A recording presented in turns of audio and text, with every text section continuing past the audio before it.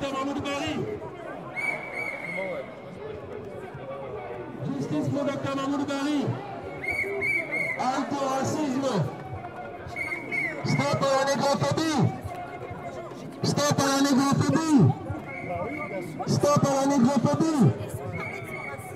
Justice pour Dr Mahmoudou. Bonjour, merci déjà d'être ici pour Mahmoudou Bari. Quelle est votre démarche en venant ici? Qu'est-ce que vous réclamez et pourquoi vous réclamez ça? Bonjour, je m'appelle Diawando Mamadou, je suis de nationalité guinéenne. En fait, nous faisons une marche blanche pacifique à la mémoire de Dr Mahmoudou Bari qui a été tué par coups et blessures. Donc nous manifestons notre soutien, si vous voulez, notre mécontentement face à cet état de fait, parce qu'il a été abattu de façon injuste, c'est pas normal. Donc nous voulons attirer l'attention de l'opinion française, nationale et internationale, pour dire combien de fois que la mort de Mahmoudou Bari nous a touchés, pour vous dire combien de fois que sa mort a été injuste. Plus jamais ça en France, plus jamais ça aux étrangers vivant en France. Donc nous voulons dénoncer le racisme, la xénophobie par laquelle il a été tué. Donc c'est la raison fondamentale de notre présence aujourd'hui sur les rues de Lille. Voilà. D'accord, bah merci beaucoup. Je vous en prie, merci. Une bonne journée. Justice pour Mahmoudou Bari. Halte au racisme. Alerta, alerta, antifascista. Siamo tutti antifascisti. Voilà des slogans qui sont lancés dans cette manifestation Justice pour Mahmoudou Bari. Une marche blanche qui regroupe à peu près 400, 500, peut-être 600 personnes, c'est difficile à compter. Et voilà, avec un parcours assez long qui va de l'université de Lille jusqu'au tribunal de grande instance de Lille.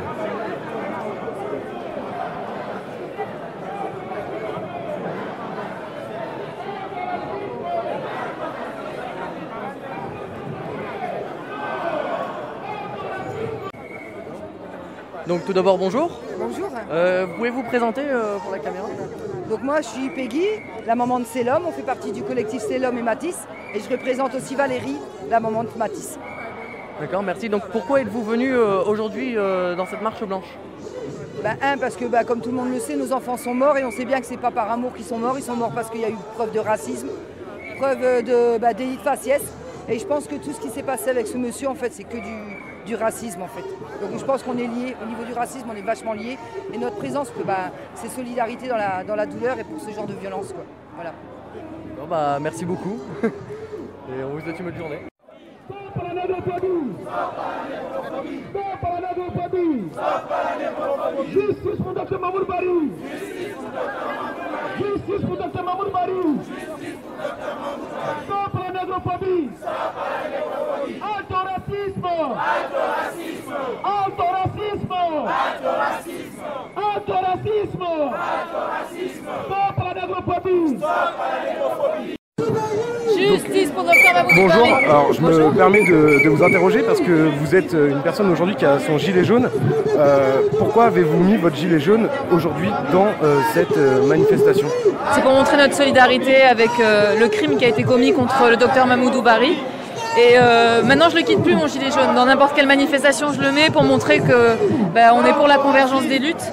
Et puis surtout ça permet de tordre le cou à des idées reçues sur les gilets jaunes, comme quoi on serait fasciste, raciste et tout ça. Et je pense qu'il y a encore des gens qui ont besoin d'être convaincus, même si nous on le sait très bien dans le mouvement que les fascistes ont perdu, ils ont été sortis du mouvement. Et ça permet aussi de rappeler qu'on est solidaire de toutes les luttes.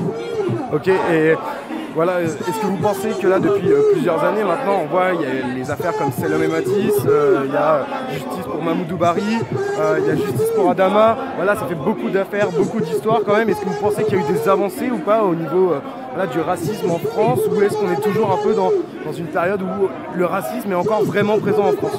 Moi je pense qu'il y a un racisme d'État en France, c'est-à-dire qu'au-delà du racisme des personnes, il y a un racisme d'État puisque la justice n'est jamais faite dans les cas dont tu as parlé et que c'est tout un système qui perpétue le racisme qu'on connaît en France. D'accord, ok.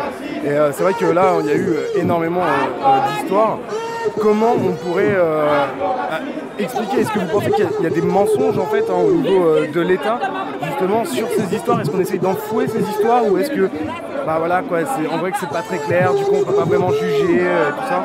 Non, je pense que tous les dérapages de cet ordre-là, il y a une volonté de les cacher. Puis il y a aussi c'est un système de domination, c'est-à-dire que je pense que la mort d'un arabe, d'un noir, etc., eh ben, c'est moins important que la mort d'un blanc. Enfin, c'est horrible à dire, mais du coup on essaie d'étouffer les affaires et de dire que c'est confus, qu'on ne sait pas, mais en fait les choses elles sont sues, simplement elles sont étouffées et qu'on ne veut pas condamner les personnes qui commettent ce genre d'actes. Et quand c'est des policiers, alors c'est encore plus obscur et encore moins présenté en justice. Là, il s'agit d'un gars qu'on a dit fou, mais ça, c'est pas très clair par contre. Mais à chaque fois qu'il y a des acteurs racistes, on dit oui, il était un peu fou et tout, mais bon, on l'a déjà entendu d'autres fois.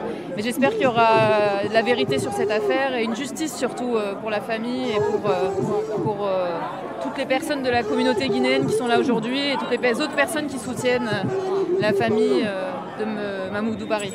Voilà. Bah, merci beaucoup en tout cas et puis bah, bonne manifestation. Merci. Donc, bonjour, qu'est-ce que vous faites aujourd'hui dans cette manifestation Justice pour Mamoudou Bari? Alors moi je suis Gilet Jaune d'Amiens, je suis membre du groupe des réfractaires du 80 et on est venu ici pour montrer notre solidarité contre le crime raciste qui a eu lieu la semaine dernière et dénoncer les manipulations qui ont été faites par les politiques sur ce qui s'est passé à Rouen. D'accord, ok. Est-ce que vous pensez qu'il y a eu, vous pensez qu'il y a des mensonges ou pas sur ces affaires hein, comme là, il y a Salomé Matisse, il y a Justice pour Adama, Justice pour Mamoudou Bari, ça fait quand même beaucoup d'histoires. Est-ce que vous pensez qu'on nous cache des choses dans ces histoires? Alors, je pense que l'État protège et défend les racistes, qu'ils soient membres des forces de l'ordre ou alors des racistes qui agressent dans la rue. Là, la manipulation qui a eu lieu sur le meurtre de Mamoudou Bari, c'est qu'on a d'abord dit que c'était un supporter algérien et ensuite un supporter turc et qu'il y a des tonnes de politiciens qui sont lancés là-dessus et qui ont fait tourner cette fausse rumeur en s'en servant comme d'un prétexte pour ajouter encore du racisme au racisme. Il se trouve que en fait, l'agresseur et le meurtrier de Mamoudou Bari est quelqu'un qui est blanc et depuis qu'on sait ça, on n'en parle plus. Il n'y a aucun des politiciens qui avait dénoncé le crime de Mamoudou Bari n'est venu dans les manifestations, que ce soit à Rouen vendredi, à samedi hier ou aujourd'hui à Lille. D'accord. Et est-ce que vous pensez qu'il y a, au niveau du racisme en France, on sait que c'est toujours présent, on le voit encore aujourd'hui. Est-ce que vous pensez quand même qu'il y a eu des avancées? Est-ce que vous pensez que les politiques publiques aujourd'hui font le travail pour lutter contre le racisme, contre la discrimination, contre toute forme de discrimination en France? Non, pas du tout. Alors là, justement, je trouve ça assez parlant parce qu'on vient dire que la personne qui a tué Mamoudou Bari est une personne qui est folle. Ce qui est étonnant de voir, c'est qu'une personne qui est folle, elle se saisit d'idées. Ces idées-là, elles viennent pas de nulle part, elles sont diffusées quotidiennement à la télévision, dans les journaux, par les politiciens. Et c'est ça qui fait que ça amène ensuite dans la rue des gens à passer à l'acte et à commettre des crimes très graves. Donc pour moi, le racisme, c'est un des problèmes majeurs en France aujourd'hui. On est très très loin d'avoir réglé le problème et beaucoup de politiciens préfèrent en faire leur beurre et se faire élire là-dessus que de s'affronter vraiment à la question. Comme le Front National par exemple? Comme le Front National, mais aussi comme les Républicains, comme aussi différents membres de la République En Marche, comme aussi, on a vu à l'époque du Parti Socialiste au pouvoir qu'ils étaient capables de faire la déchéance de nationalité. On rappelle que les crimes racistes qui ont eu lieu entre 2012 et 2017 sous François Hollande, comme le meurtre d'Adama Traoré par des policiers, il n'y a pas eu justice pour ça. On a protégé les gendarmes jusqu'à aujourd'hui, donc il y a une continuité de gouvernement en gouvernement pour protéger les assassins racistes. D'accord, merci beaucoup en tout cas et puis très bonne manifestation. Merci à vous aussi. Qu'est-ce que tu fais en fait sur cette manifestation? Aujourd'hui on est là pour dénoncer un acte raciste et négrophobe, donc on est là pour soutenir la famille qui a perdu un enfant, un camarade, un citoyen, quelqu'un comme nous. Et évidemment on est là pour dénoncer encore une fois ces actes racistes en France qui se multiplient et qui posent un gros souci dans la démocratie, quoi.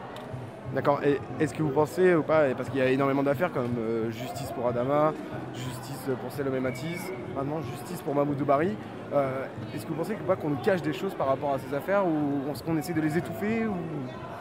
C'est évident, aujourd'hui le pouvoir ne veut surtout pas qu'on remette en cause les services de la police et évidemment qu'on nous cache des choses, ou alors en tout cas des choses qui devraient même, par exemple ici on a le cas avec Salomé Matisse.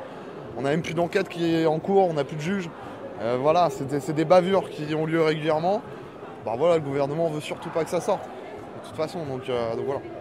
Est-ce que vous pensez ou pas qu'il y a eu des avancements ou pas au niveau du racisme, au niveau de la discrimination, de toute forme de discrimination en France depuis des dizaines d'années, ou est-ce qu'on est toujours au même stade? Écoute, c'est symptomatique aussi d'une période, dans toutes les périodes de crise, on voit sociologiquement ou politiquement, je sais pas trop comment on pourrait dire ça, on voit un espèce de repli identitaire, un communautarisme qui réapparaît en fait comme dans les années 30, hein, on était en pleine crise économique, donc là évidemment qu'il y a une grosse poussée du racisme en France, et au-delà de ça, il y a aussi une banalisation d'une certaine forme de racisme. Et les discriminations sont nombreuses, hein, qu'elles soient d'ordre racial, de genre, religieuse, et en fait c'est tout ça qu'il faut dénoncer, on peut pas juste dénoncer la négrophobie sans dénoncer en même temps le sexisme, sans dénoncer. C'est un package en fait qu'il faut dénoncer. Parce que nous on se bat pour une égalité de tout et tout le monde en tout temps. Donc, et puis là voilà, clairement comme tu l'as dit, il y a une poussée du racisme en France, il y a une banalisation qui est due aux médias traditionnels, qui est due aussi aux politiques. Notamment dans le cadre des attentats, ils ont banalisé un discours anti-musulman et islamophobe. Donc après une fois qu'on a banalisé une discrimination, toutes les autres sont banalisées. Et là, c'est ce qui se passe aujourd'hui. On a banalisé l'islamophobie, donc maintenant on va banaliser la négrophobie, on va banaliser le sexisme et plein d'autres choses. Donc ouais, il y a une grosse poussée. Ouais. D'accord, bah merci beaucoup. Et puis je voulais rajouter aussi, voilà, il y a des partis en France ou des groupes qui existent dont les pouvoirs publics ne font rien. Je pense par exemple ici à Lille, à la Stadelle, on a le GUD, on a la Génération Identitaire. Tout ça, c'est des groupes organisés qui se disent pas politiques mais associations. Les pouvoirs publics, il faut aussi qu'ils prennent leurs responsabilités sur ces gens-là. Ces gens-là sont dangereux parce que, on l'a vu dans le documentaire sur notamment Génération Identitaire ici à Lille, les fachos sont inclus aussi dans les services de police, dans les services de l'administration. Donc ils sont protégés. Et ça, c'est pas normal. On doit arriver à un moment donné, savoir bloquer tous ces groupes identitaires, tous ces groupes racistes, tous ces groupes fascistes. Et il faut être en aptitude de les démembrer, quoi, tout simplement. Parce que clairement, voilà, c'est des idéologies néfastes et qui ne sont pas du tout bonnes pour l'ensemble de la société. Donc voilà, quoi, mort aux fachos et mort à Génération Identitaire aussi. C'est direct message pour Aurélien Véracel. Ok, bah merci beaucoup.